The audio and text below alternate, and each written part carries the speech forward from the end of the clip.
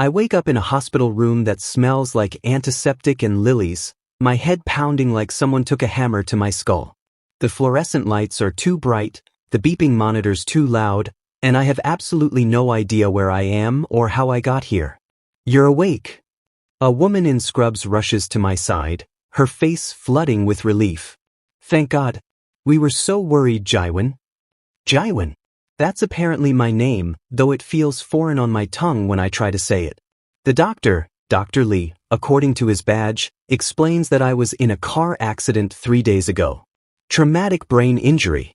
Retrograde amnesia affecting the past 5 years of my memory. 5 years. Gone. Just like that. Your husband has been here every night, the nurse says gently, adjusting my fore. He'll be so relieved you're conscious. Husband? I'm married? Before I can process that bombshell, the door opens and a man walks in. He's tall, devastatingly handsome in an expensive black suit, with sharp features and dark eyes that seem to see straight through me. His presence fills the entire room, commanding, intense, unmistakably alpha. The kind of alpha that makes every Omega instinct I have simultaneously want to submit and run. Jiwon. His voice is rough, like he hasn't slept in days. He crosses the room in 3 strides and takes my hand, and I flinch involuntarily. He freezes. Something painful flashes across his face before he carefully releases me. I'm sorry, I whisper, feeling guilty for reasons I don't understand. The doctor said I have amnesia. I don't remember anything. His jaw tightens. You don't remember anything about us? This stranger is apparently my husband, and I don't remember a single moment we've shared. I'm sorry, I say again helplessly. He looks away, and I catch the briefest glimpse of devastation before he masks it with a neutral expression. Don't apologize. It's not your fault. He composes himself with visible effort. My name is Kang Minho. We've been married for 3 years. 3 years with this man, and he's a complete stranger to me. Over the next few days, I learn the basics. Kang Minho is apparently some kind of businessman, though the way nurses whisper about him and security guards straighten when he passes suggests there's more to the story. We live in a penthouse in the most expensive part of Seoul. We have no children. And according to my medical chart, I'm an Omega, though I have no memory of presenting or what that even means for my life. My friend Haeun visits on the 3rd day. They're a beta nurse who works at this hospital, and unlike everyone else, they don't treat me like fragile glass. You really don't remember anything? They ask, studying my face carefully. Nothing from the past 5 years. It's like that part of my life just doesn't exist. Haeun bites their lip, like they're debating whether to say something. Jiwon, before the accident, you called me. You sounded scared. You said you needed to tell me something important about Minho, but then the line went dead. Ice runs down my spine. What did I say? You didn't get the chance. The accident happened right after. They lean closer, voice dropping. I need you to be careful. Minho isn't just a businessman. The door opens and Minho walks in. Haeun immediately goes quiet, plastering on a professional smile. I should check on my other patients, they say quickly, squeezing my hand in what feels like a warning before leaving. Minho watches them go, his expression unreadable. Then he turns to me with a carefully controlled smile. The doctor says you can come home tomorrow. I've had your room prepared exactly how you like it. My room. Not our room. We don't share a bedroom? I ask hesitantly. Something dark flickers in his eyes. You prefer your own space. I've always respected that. That night, after Minho leaves, I can't shake the feeling that something is wrong. The way people react to my husband, with fear poorly disguised as respect. The cryptic warning from Haeun. The fact that apparently even before my amnesia, I kept my distance from the man I married. I sneak out of bed, ignoring the dizziness, and find the bag of personal items the hospital collected from the accident. My phone is smashed, unusable. But there's a small notebook tucked in the side pocket of my jacket. With shaking hands, I open it. The pages are filled with my own handwriting, dates, names, observations. And on the last page, circled multiple times in frantic pen strokes, Minho is lying. Find out what happened the night of. The entry cuts off abruptly, unfinished. What was I trying to remember? What did I discover that was important enough to document in secret? The next morning, Minho arrives to take me home. He's brought fresh clothes, helps me into a wheelchair despite my protest that I can walk, and is so attentive that it almost feels genuine. Almost. As we're leaving, I see him. Another man, equally handsome but with a cruel edge to his smile, watching from across the hospital lobby. When he sees me notice him, he raises his hand in a mocking wave. Miho's entire body goes rigid. "Don't look at him," he says quietly, urgently. "Jiwon, whatever happens, don't look at him."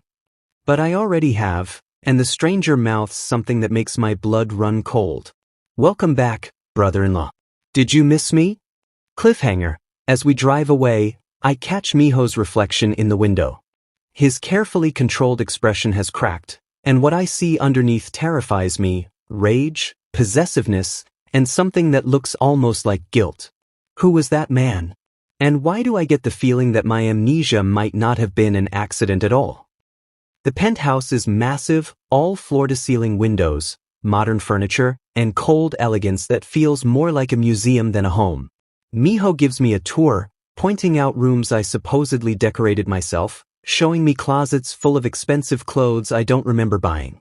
"This is your room," he says, opening a door to reveal a beautiful space done in soft creams and blues.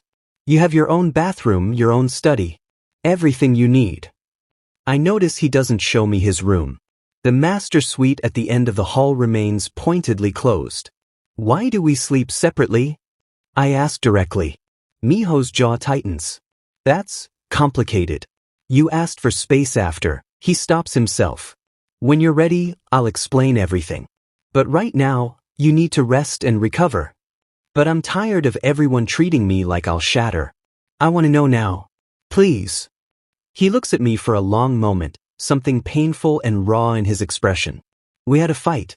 A bad one. You moved into the guest room and asked for time. I was giving you that time when the accident happened." "A fight? About what? Why can't anyone give me straight answers?" Over the next week, I try to piece together my life. Taejin, Miho's right-hand man, is a constant presence, ostensibly for my protection, but it feels more like surveillance. He's polite but watches me with sharp, calculating eyes that make me nervous. The penthouse has an entire wall of photographs, documenting what should be my life. Wedding photos where I'm smiling but my eyes look distant. Vacation pictures where Miho's arm is around me but there's visible space between our bodies. Images that tell the story of a marriage that looks perfect on the surface but feels hollow underneath. One evening, while Minho is out on business, I find his study unlocked. I know I shouldn't snoop, but the notebook from the hospital burns in my mind. Minho is lying. The study is immaculate except for one thing: a locked drawer in his desk. I'm about to give up when I notice a key taped under the desk lamp. My hands shake as I unlock the drawer. Inside, files. Dozens of them. Business dealings that are clearly illegal. Money laundering, weapons trading, territory disputes with rival families. Kang Minho isn't just involved with the Mafia. He runs it. And there, at the bottom, a file with my name on it. I open it with my heart hammering. Medical records. Suppressants prescribed in increasing doses. Notes in Miho's handwriting. Jay's heat's becoming irregular. Doctor suggests reducing stress. Need to keep him away from family business. Heat suppressants? Why would I be taking such strong medications? Then I find the photographs. Me, clearly unconscious or drugged, being carried by Minho. Another of me in what looks like a hospital bed, hooked to IVs. A medical report dated 6 months ago. Emergency heat crisis. Patient required immediate intervention. Alpha bond necessary for survival. But the word sends chills through me. Find anything interesting? I spin around. Minho stands in the doorway, his expression unreadable. How long has he been watching? "You're in the Mafia?" I breathe. "Yes." He doesn't deny it, just steps into the room and closes the door behind him. "I was going to tell you. When you were ready." "Ready for what?" "To learn my husband is a criminal?" To remember why you married me despite knowing exactly what I am. His voice is quiet, intense. You think I trapped you, don't you? That I forced you into this marriage? Did you? The question hangs between us. Minho crosses the room slowly, like he's approaching something precious and breakable. No. You chose this. You chose me, knowing everything. You chose this life. I don't believe you. I know. Pain flashes across his face. The Jiwon who loved me is gone. You're looking at me like I'm a stranger. Like I'm a monster. Are you? He doesn't answer. Instead, he reaches past me and pulls out another file from the drawer. Read this. It's the truth. All of it. And then you can decide whether you want to stay or leave. He walks out, leaving me alone with the file. Inside, I find everything. A detailed account of how we met 5 years ago when I witnessed one of his deals go wrong. How he was supposed to kill me to protect his identity, but couldn't. How I was running from my own abusive Omega trafficking ring that my family had sold me to. How Minho offered me protection in exchange for information about the trafficking operation. How somewhere in that dangerous dance we fell in love. And then, the documents from 6 months ago. My own handwriting in a journal I don't remember keeping. I saw Minho kill someone tonight. Not in self-defense. Not for business. It was personal, brutal, and he enjoyed it. I'm scared of what he's becoming. Scared of what I've become by staying. But I'm more scared of what his brother Seung will do if I try to leave. Minho says he's protecting me, but I think he's keeping me prisoner. I need to find a way out before I lose myself completely. My hands tremble as I read my own words condemning the man I apparently loved. The next morning, I confront Minho at breakfast. Your brother, Choi Seung, the man at the hospital. Minho's fork freezes halfway to his mouth. What about him? Why did you tell me not to look at him? Because Seung is dangerous. Minho sets down his fork carefully.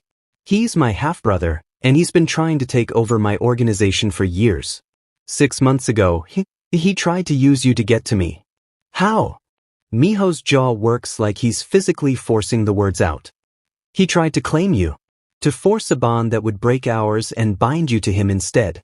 You fought back, and in the struggle, you got hurt. That's when your memories started becoming unreliable. You started having nightmares, paranoia. The doctor said it was trauma. I stare at him, trying to process this. So the accident? Wasn't an accident. His eyes are dark, haunted. You were driving to meet with Haeun when Seung's men ran you off the road. They wanted you dead, or at least hurt enough that I'd be distracted. Vulnerable. The room spins. Nothing makes sense. Everyone's lying or telling half-truths, and I'm trapped in the middle with no memories to guide me. I want to talk to Dr. Lee, I say finally. The family doctor. I want the truth about my medical history. Minho nods slowly. I'll arrange it. That afternoon, Dr. Lee arrives at the penthouse. He's nervous, keeps glancing at Minho like he's waiting for permission to speak. Tell him everything, Minho orders, then leaves us alone. Dr. Lee takes a deep breath. Jiwon, your amnesia. It's not entirely from the accident. 6 months ago, you asked me to help you forget. You were having severe psychological trauma from the attempt on your life. You begged me to suppress your memories of that night. My blood runs cold.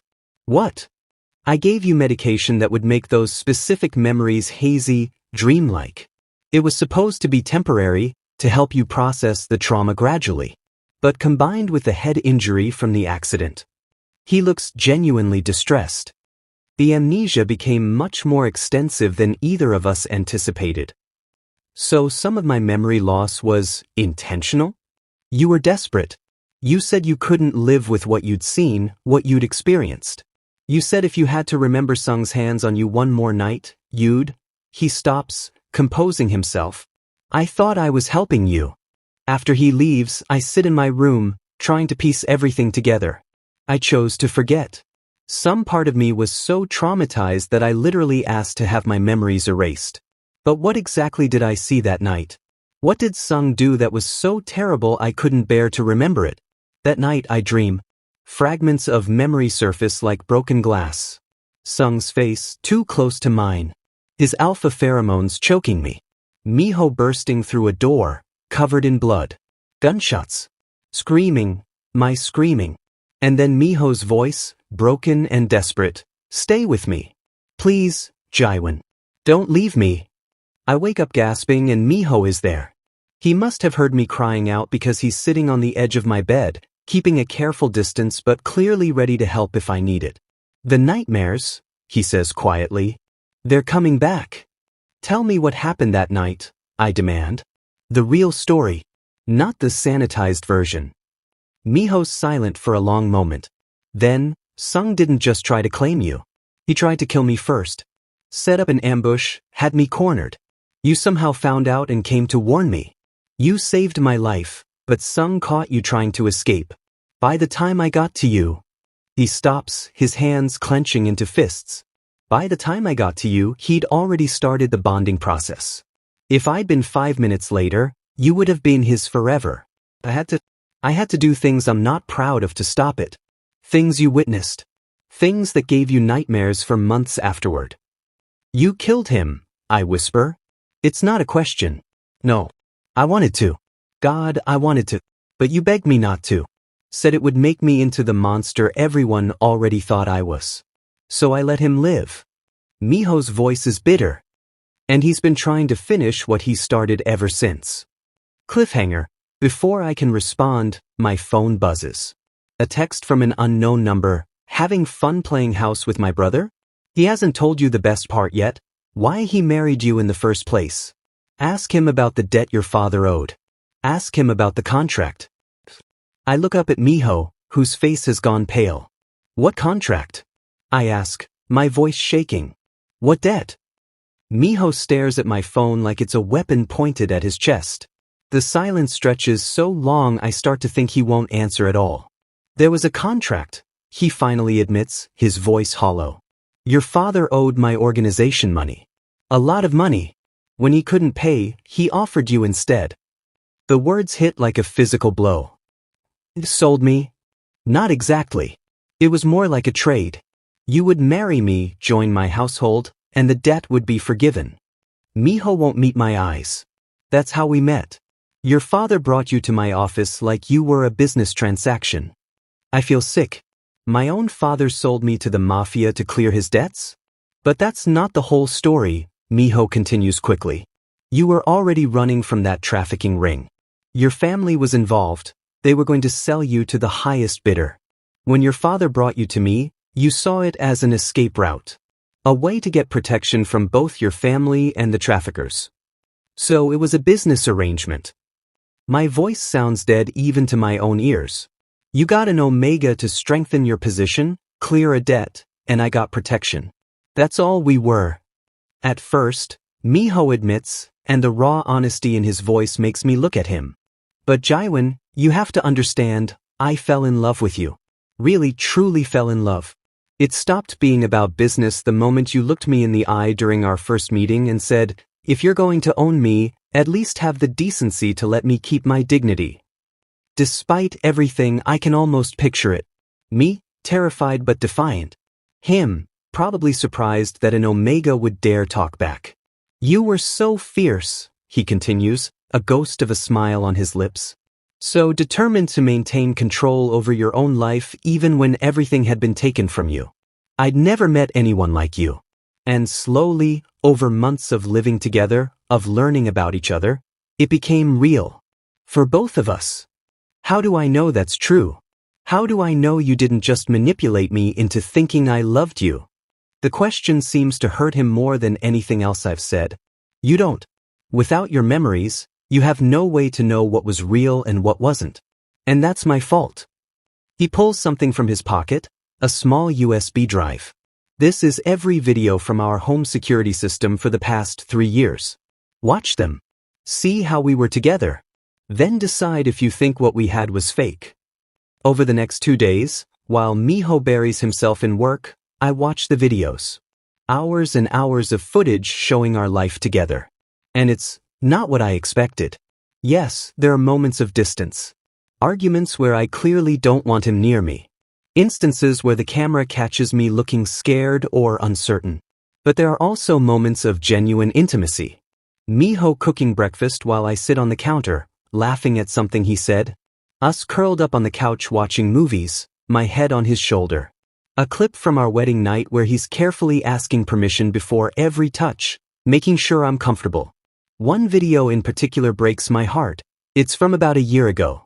I'm clearly in heat, curled up in bed, and Minho is sitting beside me, wiping my forehead with a cool cloth. I'm sorry, video me whimpers. I know you don't want, I know this is just obligation. Stop, video Minho interrupts gently. Jiwon, look at me. This is an obligation. Taking care of you isn't some burden I'm forced to bear. I love you. Do you understand? I love you. Even though I was just a debt payment? You were never just anything. You're everything. Video me starts crying, and Minho holds me through it, scenting me gently to ease the heat pain. The intimacy, the tenderness, it's undeniable. But the most damning video is from 6 months ago. The night everything went wrong. The camera in the hallway catches me leaving the penthouse late at night, looking panicked. Then, hours later, Minho bursting through the door carrying me. I'm unconscious, clothes torn, visible bruises on my arms and neck. The look on Minho's face is pure devastation. He's screaming for Dr. Lee, for Taejin, for anyone. And when he lays me on the couch, I can see his hands are covered in blood, but not mine. Someone else's. I should have killed him, Minho says to someone off camera, probably Taejin. I should have ended this years ago. You did what Jiwon asked, Taejin's voice responds. He made you promise not to kill Seung. You kept that promise. And look where it got us. My brother almost, Minho's voice breaks. If I'd been 5 minutes later, 5 minutes and I would have lost him forever. The raw anguish in his voice isn't something anyone could fake. I'm still processing the videos when Haeun visits. They bring coffee and pastries, settling into my room like old times, except I don't actually remember any old times. Have you decided what you're going to do? They ask carefully. About what? About Minho. About this marriage. About whether you're going to try to get your memories back or just start over. I hadn't realized starting over was an option. Can I even do that? Just forget the past 5 years and build something new. Haeun hesitates. Jiwon, before the accident, you told me you were planning to leave. You'd been secretly saving money, gathering documents. You said you couldn't live in Minho's world anymore, that it was destroying you piece by piece. My stomach drops. I was going to leave him? You were terrified.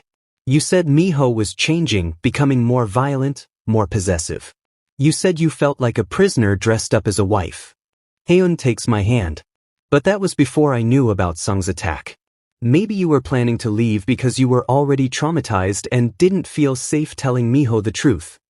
Nothing makes sense. Every answer just leads to more questions.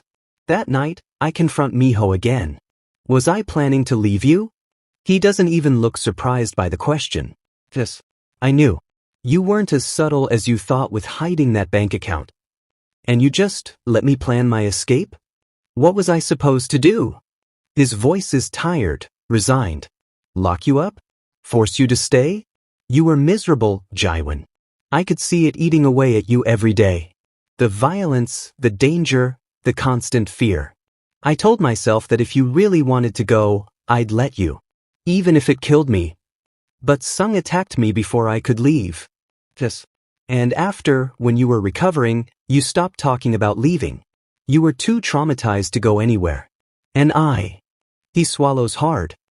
I was too selfish to push you away even though I knew staying with me was hurting you. I realized something then.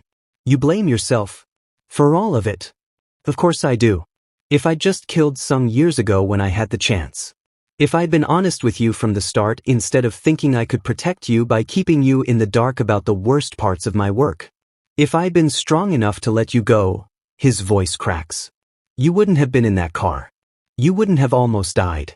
You wouldn't be looking at me right now like I'm a stranger you're afraid of. Before I can respond, the penthouse alarm starts blaring. Taejin bursts through the door, gun drawn. We have a breach. Seung's men are in the building. Minho immediately moves to shield me, pulling his own weapon. How many? At least 6.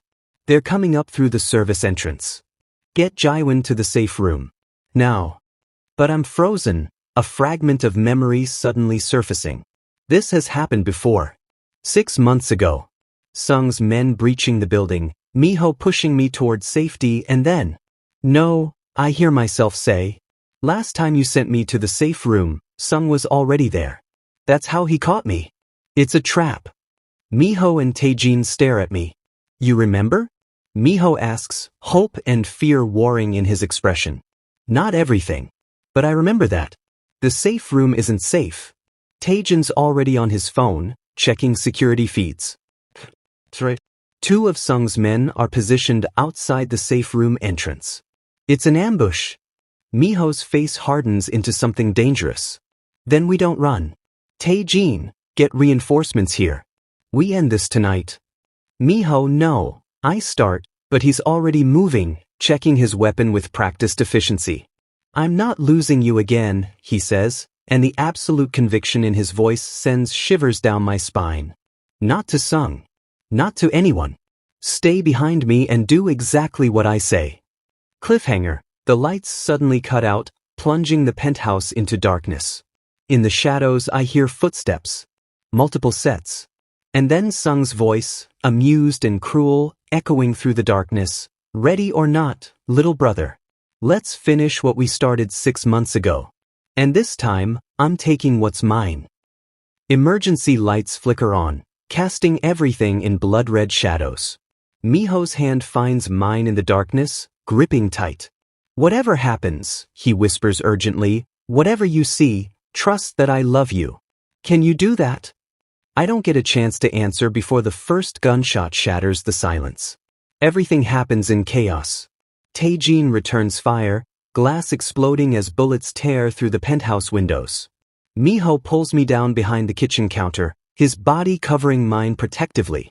How romantic, Seung's voice cuts through the gunfire. Still playing the devoted husband, Minho? Even though our little Omega here doesn't even remember loving you? Another burst of gunfire. I can hear Minho's men engaging Seung's throughout the penthouse. The sounds of fighting, breaking furniture, bodies hitting the floor. You can't win this, Minho calls out. I have 20 men on their way. Give up now and I might let you live. Seung, you said that last time. 6 months ago, when you had me beaten and broken on your floor. And you still couldn't kill me. Because Jiwon begged you not to. Your precious Omega made you weak. The words trigger something in my brain. Memories flooding back in painful fragments. Seung on his knees, Minho's gun pressed to his head. Me screaming, please don't.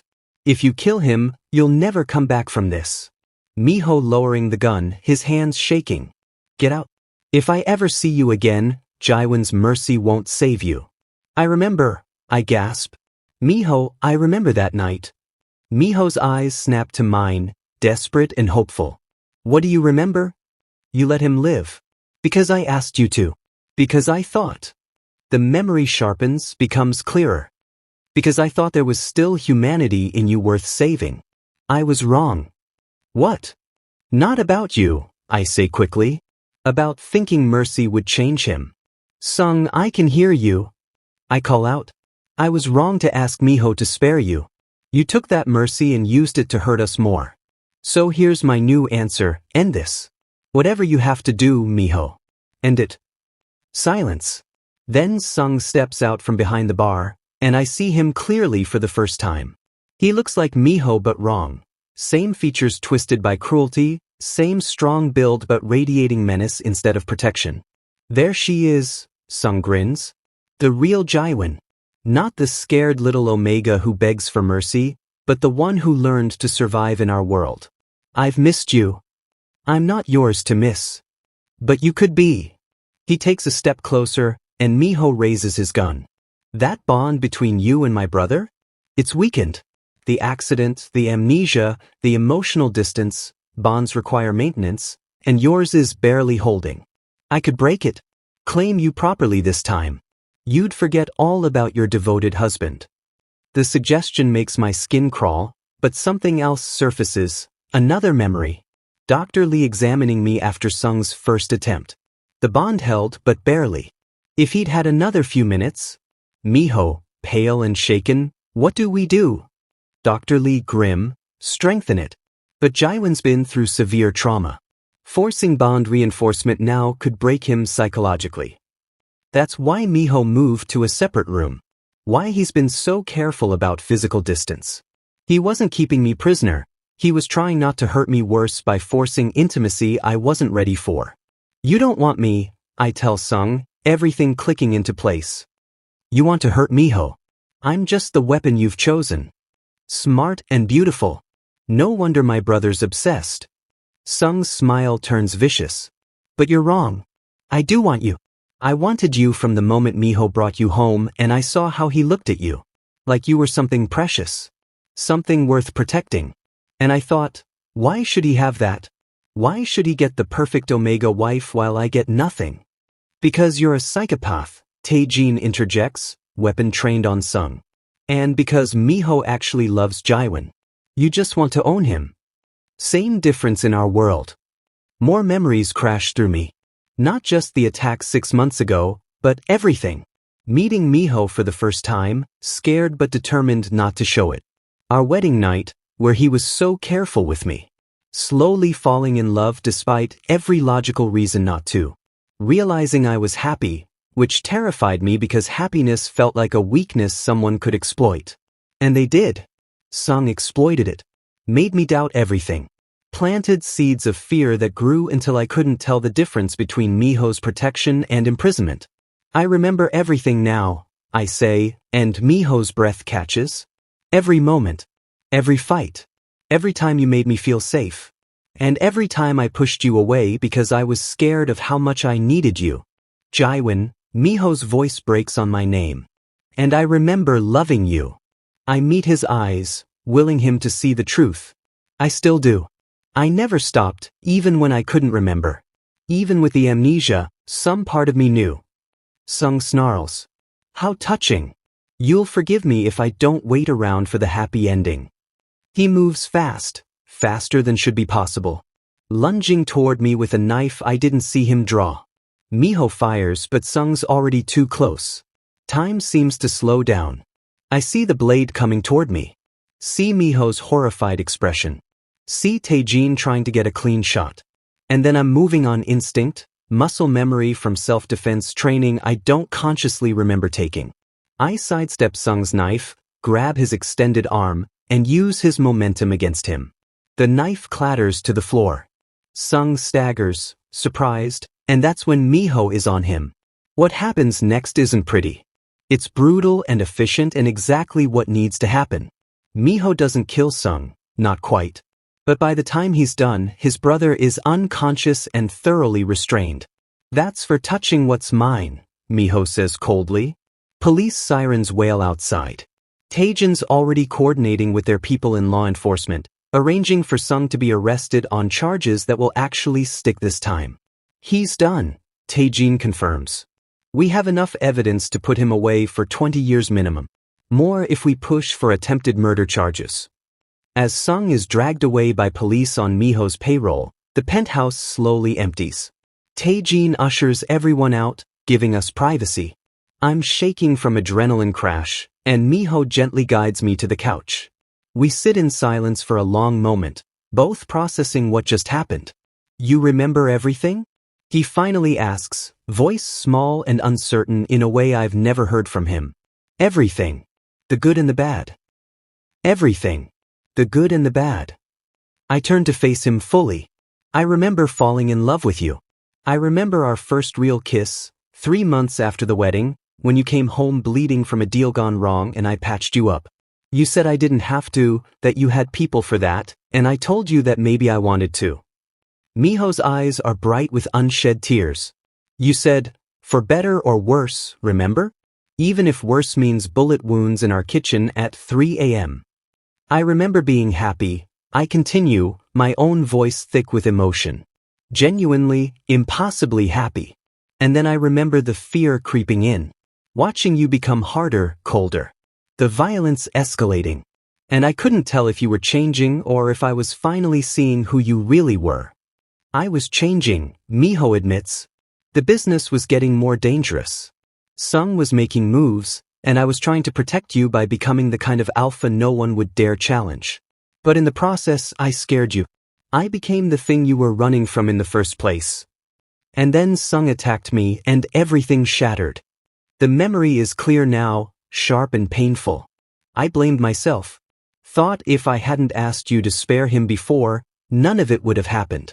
The guilt was eating me alive. So you asked Dr. Lee to help you forget. Just that night. Just the worst parts. But instead, I gesture helplessly at myself. I lost everything. Including you.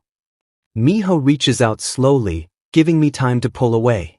When I don't, he cups my face with trembling hands. Is it okay if I close the distance between us, pressing my forehead to his.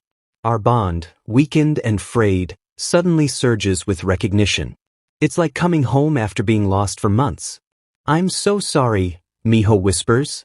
For everything. For not protecting you better. For letting my world touch you.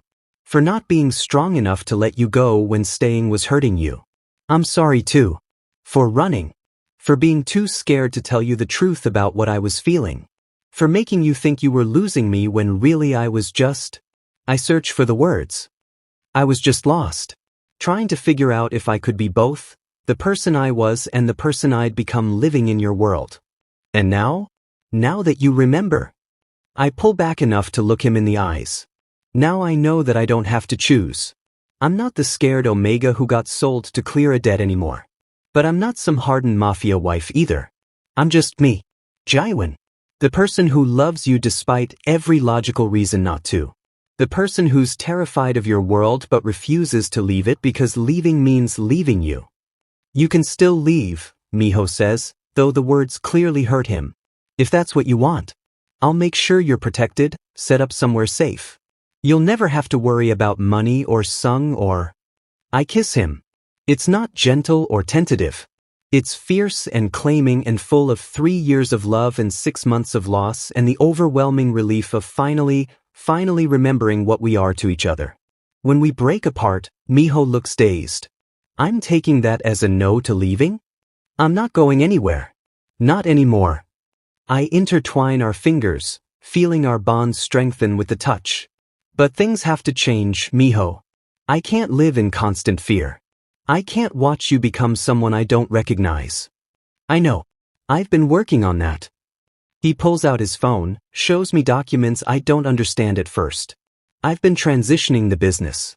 Moving away from the violent side, focusing on the legitimate operations. It's slow, you don't just walk away from this life, but I'm trying. For us. You started this while I couldn't even remember you? Of course. You asked me once, before the accident, what I would choose if I had to pick between you and the business. I said I'd find a way to keep both. You said that was the wrong answer. His smile is sad. You were right. So I'm making the choice now. Always you. Tears stream down my face. You're such an idiot. A dangerous, criminal, completely devoted idiot. Your idiot though? My idiot, I confirm. We spend the rest of the night talking. Really talking about everything we'd been too scared or too proud to say before. About his childhood that made him into the man he is. About my family's betrayal and how it shaped my inability to trust. About the future we want to build. I want to go back to school, I tell him as dawn breaks over Seoul.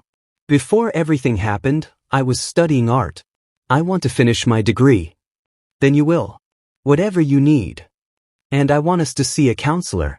Not Dr. Lee, someone outside your organization. Someone who can help us work through all of this. I gesture vaguely at the mess of our relationship. Whatever helps. And separate bedrooms stay. For now. At his hurt look, I quickly explain, not because I don't want you, but because I need to relearn us at my own pace. Without the pressure of expectations or bond obligations. Can you accept that? Minho nods slowly. As long as you need. I'll wait forever if that's what it takes. Over the following months, we rebuild. It's not easy. There are setbacks and arguments and nights where the nightmares come back and I can't stand to be touched. But there are also breakthroughs. Small moments of intimacy that feel earned rather than obligated. Haeun becomes a regular fixture in our lives, no longer worried I'm being held prisoner. Taejin teaches me actual self-defense instead of just the basics. I start my art classes and discover I'm good at sculpture. Creating something beautiful out of raw, rough materials feels metaphorically appropriate. Minho keeps his promise about transitioning the business. Seung's arrest creates a power vacuum he uses to reorganize, pushing out the worst elements and focusing on ventures that won't get anyone killed. It's still not completely legal, but it's progress. 6 months after I regain my memories, Minho knocks on my bedroom door late one night. "Can I come in?" "It's your apartment," I point out, but I'm smiling. He enters hesitantly, and I realize he's nervous. Kang Minho, feared Mafia boss, is nervous. I was thinking, he starts, then stops. Tries again. Our wedding anniversary is next month. 3 years. Or 4 if you count from the actual wedding. The math gets confusing with the amnesia. "Minho, you're rambling." "But, sorry." He takes a breath. "I want to do it again. The wedding. A real one this time, not a business transaction. Where you choose me because you want to, not because you're trapped or scared or running from something worse." My heart clenches. "You want to remarry me?" "I want to marry you for the first time. Really marry. With your friend Haeun there, and Taejin and anyone else you want. I want you to walk down an aisle toward me knowing exactly what you're choosing. Knowing all my flaws and failures and still deciding I'm worth it." "You are," I say softly. "Worth it, I mean, even with the flaws and failures." "So is that a yes?" I pretend to consider it, watching him squirm. "On one condition." "Anything. After the wedding, you're moving into my room. Not me moving into yours, you coming to my space. If we're doing this, we're doing it as equals." "Agreed." Minho's smile could light up the entire city. "Agreed." Our second first wedding is small and private. Haeun cries through the entire ceremony. Taejin gives an unexpectedly touching speech about love and loyalty. And when Minho and I exchange vows, real ones this time, written by us instead of recited by a judge, I mean every word. "I choose you," I tell him, my hands steady in his. "Not because I have to. Not because you're the lesser of evils or my only option. But because you're you. Flawed and dangerous and trying so hard to be better. Because you've seen me at my worst and loved me anyway. Because when I lost myself, you waited patiently for me to find my way back. I choose you, Kang Minho. Today and every day after." Minho's vows are shorter, his voice rough with emotion. "I choose you, Han Jiwon. I've chosen you every day since you walked into my life and refuse to be diminished by it. I'll keep choosing you until the day I die. And even then, I think my ghost will probably follow you around just to make sure you're okay." "That's creepy," I whisper. "You're marrying a mafia boss." Creepy comes with the territory. Later, after the celebration, we're alone in our bedroom. There's no pressure, no expectations. Just us, learning each other again. "Hi," Minho says softly, like we're meeting for the first time. "Hi," I echo. And slowly, carefully, we begin again. Epilogue 2 years later. I'm in my studio, a converted space in the penthouse that Minho insists is much too small but I love, working on a sculpture commission when my phone rings. "Jiwon?" "It's Dr. Lee." My stomach drops. Dr. Lee only calls with medical results. "Is everything okay?" "More than okay. The test came back. You're pregnant." The world stops spinning. "What?" "About 8 weeks along. Healthy and progressing normally. Congratulations." After I hang up, I sit in stunned silence. "Pregnant? We talked about it, sure. Someday, maybe, if we felt stable enough. But I didn't think." Minho comes home to find me still sitting there, my hands resting on my flat stomach. "Jiwon? What's wrong?" He's immediately alert, scanning for threats. "I'm pregnant." He freezes. "We're having a baby." For a long moment, neither of us moves. Then Minho crosses the room and kneels in front of me, placing his hands gently over mine on my stomach. Are you happy? He asks quietly. Because if you're not ready, I'm terrified, I admit. Bringing a baby into this world, into your world, it's scary. But I'm also happy. Really, genuinely happy. I cup his face, feeling our bond sing with contentment. We're going to be parents.